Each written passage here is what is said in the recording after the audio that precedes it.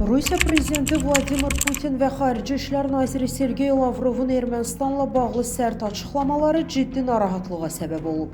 Analitiklərin fikrincə, bu Kremlin seçki öncəsi İrəvana təzyiqidir. Hətta bu yolla seçicilərin səslərinin Rusiya yönümlü müxalifətə yönləndirilməsinin hədəfləndiyi də deyilir. Həmçinin Ermənistanın baş naziri Nikol Paşinyanın partiyasının seçkilərdə qalib gələcəyi halda Rusiyanın bu ölkəyə hərbi müdaxiləsinin gözlənildiyi iddia olunur. Qlobal Infoaza danışan politoloq Zaur Məmmədov bildirib ki, Rusiya əlinə fürsət düşən kimi Paşinyanın yerinə başqa birisini gətirmək üçün əməli addımlar atacaq.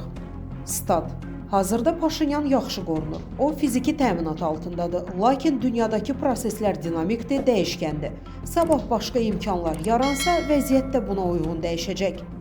7 iyunda Ermənistan xalqı öz qərarını verməlidir. Əslində, bu seçkilər xalqın Avropa ilə Rusiya arasında seçim etməsi deməkdir. Moldova və Ukraynadan sonra faktiki olaraq Ermənistanda da bunun şahidi oluruq. Həmçinin seçkilərdə Ermənistan xalqı ya Azərbaycanla sülhün əldə olunmasına, ya da keçmiş münaqişəyə qayıdışa səs vermiş olacaq. Statın sonu.